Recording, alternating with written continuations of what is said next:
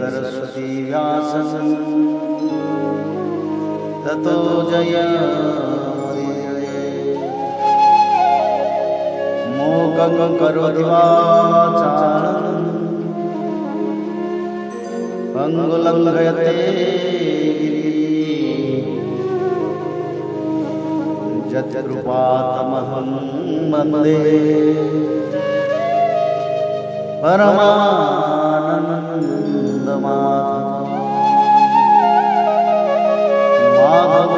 माधवो वाक्यं माधवो हरि परन्ते साधवा नित्यं सकलकार्येषु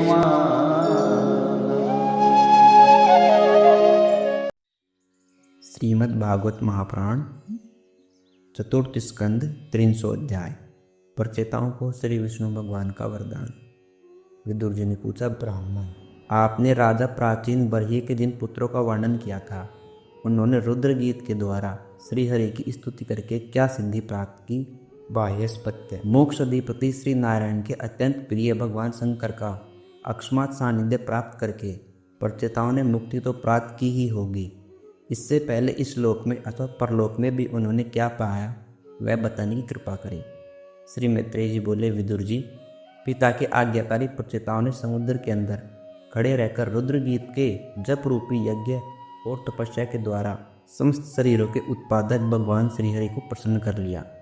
तपस्या करते करते 10,000 वर्ष बीत जाने पर पुराण पुरुष श्री नारायण ने अपनी मनोहर कांति द्वारा उनके तपस्या जनित कलेश को शांत करते हुए सौम्य विग्रह से उनके सामने प्रकट हुए।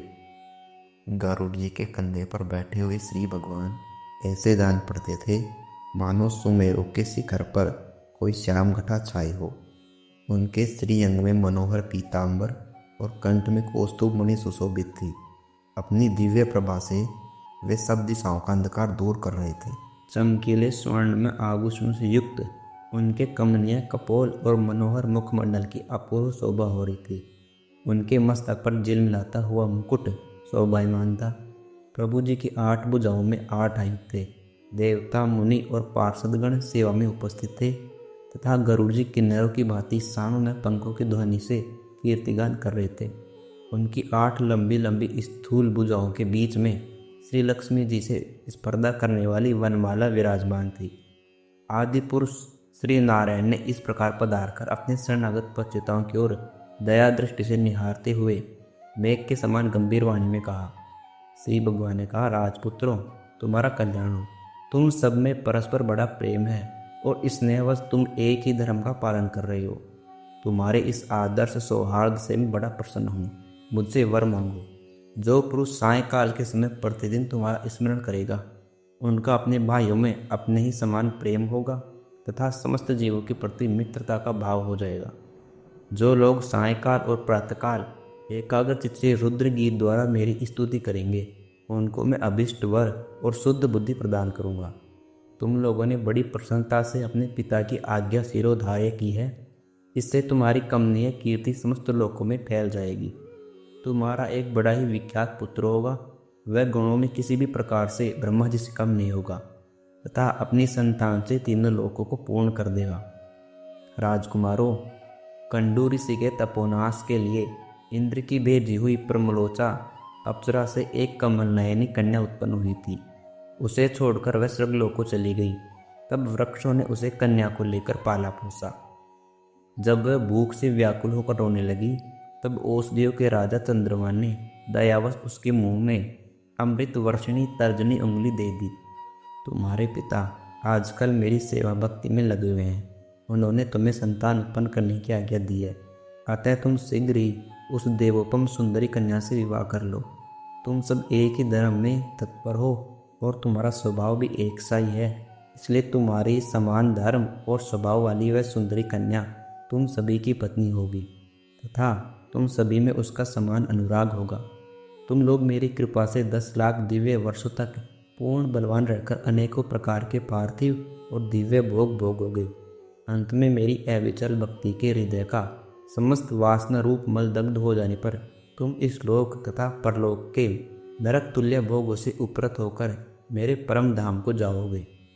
जिन लोगों के कर्म भगवद अर्पण बुद्धि से होते हैं और जिनका सारा समय मेरी कथा वार्ताओं में ही बीतता है, वे गृहस्थ आश्रम में रहें तो भी घर उनके बंधन का कारण नहीं बोते।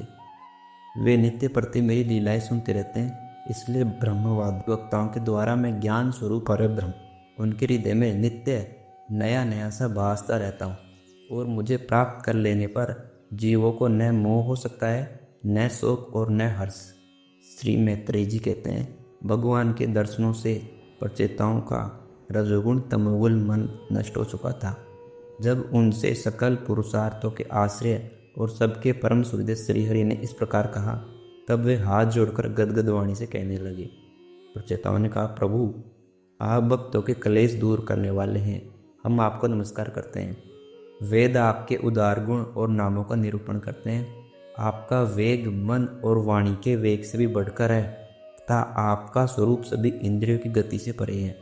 हम आपको बार बार नमस्कार करते हैं। आप अपने स्वरूप में स्थित रहने के कारण नित्य शुद्ध और शांत हैं। मन रूप निमित्त के कारण हमें आप में यह मिथ्या द्वैत भास रहा है। वास्तव में जगत की उत्पत्ति स्थिति और लय के लिए आप माया के गुणों को स्वीकार करके ही ब्रह्मा विष्णु और महादेव रूप धारण करते हैं।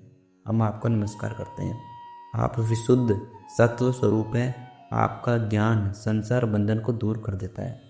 आप ही समस्त भागवतों के प्रभु वसुदेव नंदन भगवान श्री कृष्ण है। आपको नमस्कार है। आपकी नाभि से ब्रह्मांड रूप कमल प्रकट हुआ था। आपके कंठ में कमल कुसुमों की माला सुशोभित है तथा आपके चरण कमल के समान कोमल हैं। कमल नयन आपको नमस्कार है। आप कमल कुसुम की केसर के समान स्वच्छ पीताम्बर धारण किए हुए हैं। समस्त भूतों के आश्रय स्थान है तथा सबके साक्षी हैं। हम आपको नमस्कार करते हैं। वन आपका यह स्वरूप संपूर्ण क्लेशों की निवृत्ति करने वाला है। हम अविद्या अस्मिता रोग द्वेष आदि क्लेशों से पीड़ितों के सामने आपने इसे प्रकट किया है। इससे बढ़कर हम पर और क्या कृपा होगी। ऐ मंगलकारी प्रभु, दीनों पर दया करने वाले समर्थ पुरुषों को इतनी ही कृपा करनी चाहिए कि समय समय पर उन दीन जनों को ये हमारे हैं इस प्रकार स्मरण कर लिया करें। इसी से उनके आश्रितों का चित्त शांत हो जाता है। आप तो क्षुद्र से क्षुद्र प्राणियों के भी अंतःकरणों में अंतर्यामी रूप से विराजमान रहते हैं। फिर आपके उपासक हम लोग जो जो कामनाएं करते हैं, हमारी उन कामनाओं को आप क्यों न जान लेंगे। जगदीश्वर, आप मोक्ष का मार्ग दिखाने वाले और स्वयं पुरुषार्थ स्वरूप हैं। आप हम पर प्रसन्न हैं, इससे बढ़कर हमें और क्या चाहिए। बस हमारा अभिष्ट वर तो आपकी प्रसन्नता ही है। तथापि नाथ, हम एक बार आपसे अवश्य मांगते हैं। प्रभु, आप प्रकृति आदि से परे हैं और आपकी विभूतियों का कोई अंत नहीं है, इसलिए आप अनंत कहे जाते हैं। यदि ब्रह्मर को अनायासी कल्प वृक्ष मिल जाए तो क्या वह किसी दूसरे वृक्ष का सेवन करेगा। तब आपकी चरण शरण में आकर अब हम क्या क्या मांगे। हम आपसे केवल यही मांगते हैं कि जब तक आपकी माया से मोहित होकर हम अपने कर्म अनुसार संसार में भ्रमते रहें, तब तक जन्म जन्म में हमें आपके प्रेमी भक्तों का संग प्राप्त हो। हम तो भगवत भक्तों के क्षण भर के संग के सामने स्वर्ग और मोक्ष को भी कुछ नहीं समझते, फिर मानवीय भोगों की तो बात ही क्या है। भगवत भक्तों के समाज में सदा सर्वदा भगवान की मधुर मधुर कथाएं होती रहती हैं, जिनके श्रवण मात्र से भोग तृष्णा शांत हो जाती है। वहाँ प्राणियों में किसी प्रकार का वैर विरोध या उद्वेग नहीं रहता। अच्छे अच्छे कथा प्रसंगों द्वारा निष्काम भाव से सन्यासियों के एकमात्र आश्रय साक्षात श्री नारायण देव का बार बार गुणगान होता रहता है। आपके वे भक्तजन तीर्थों को पवित्र करने के उद्देश्य से पृथ्वी पर पैदल ही विचरते रहते हैं। भला उनका समागम संसार से भयभीत हुए पुरुषों को कैसे रुचिकर न होगा। भगवान, आपकी प्रिय सखा भगवान शंकर के क्षण भर के समागम से ही आज हमें आपका साक्षात दर्शन प्राप्त हुआ है। आप जन्म मरण रूप दुस्साध्य रोगों की श्रेष्ठतम वैद्य है, अतः अब हमने आपका ही आश्रय लिया है। प्रभु, हमने समाहित चित्त से जो कुछ अध्ययन किया है, निरंतर सेवा शुश्रूषा करके गुरु ब्राह्मण और वृद्ध जनों को प्रसन्न किया है तथा दोष बुद्धि त्याग कर श्रेष्ठ पुरुष सूर्यदयगण बंधु वर्ग एवं समस्त प्राणियों की वंदना की है और अन्न आदि को त्याग कर दीर्घ काल तक जल में खड़े रहकर तपस्या की है। वह सब आप सर्वव्यापक पुरुषोत्तम के संतोष का कारण हो, यही वर मांगते हैं। स्वामी, आपकी महिमा का पार न पाकर भी स्वयंभू मनु, स्वयं ब्रह्मा जी, भगवान शंकर तथा तप और ज्ञान से शुद्ध चित्त हुए अन्य पुरुष निरंतर आपकी स्तुति करते रहते हैं। अतः हम भी अपनी बुद्धि के अनुसार आपका यह सुगान करते हैं। आप सर्वत्र समान शुद्ध स्वरूप और परम पुरुष हैं। आप सत्व मूर्ति भगवान वासुदेव को हम नमस्कार करते हैं। श्री मैत्रेय जी कहते हैं, विदुर जी, प्रचेताओं की इस प्रकार स्तुति करने पर शरणागत वत्सल श्री भगवान ने प्रसन्न होकर कहा, तथास्तु। अप्रतिहत प्रभाव श्रीहरि की मधुर मूर्ति के दर्शनों से अभी प्रचेताओं के नेत्र तृप्त नहीं हुए थे, इसलिए वे उन्हें जाने देना नहीं चाहते थे। तथापि वे अपने परमधाम को चले गए। इसके बाद प्रचेताओं ने समुद्र के जल से बाहर निकलकर देखा, सारी पृथ्वी को ऊंचे ऊंचे वृक्षों ने ढक लिया है, जो मानो स्वर्ग का मार्ग रोकने के लिए इतने बढ़े गए हैं। यह देखकर वे वृक्षों पर बड़े कुपित हुए। तब उन्होंने पृथ्वी को वृक्ष लता आदि से रहित कर देने के लिए अपने मुख से प्रचंड वायु और अग्नि को छोड़ा, जैसे कालाग्नि रुद्र प्रलय काल में छोड़ते हैं। जब ब्रह्मा जी ने देखा कि वे सारे वृक्षों को भस्म कर रहे हैं, तब वे वहां आए और प्राचीन बलि के पुत्रों को उन्होंने युक्तिपूर्वक समझाकर शांत किया। फिर जो कुछ वृक्ष वहां बचे थे, उन्होंने डरकर ब्रह्मा जी के कहने से वह कन्या लाकर प्रचेताओं को दे दी। प्रचेताओं ने भी ब्रह्मा जी के आदेश से उस मारीसा नाम की कन्या से विवाह कर लिया। इसी के गर्भ से ब्रह्मा जी के पुत्र दक्ष ने श्री महादेव जी की अवज्ञा के कारण अपना पुरुष शरीर त्याग कर जन्म लिया।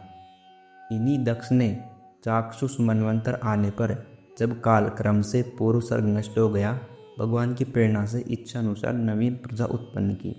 इन्होंने जन्म लेते ही अपनी कांति से समस्त तेजस्वियों को तेज छीन लिया। ये कर्म करने में बड़े दक्ष थे, इसी से इनका नाम दक्ष हुआ।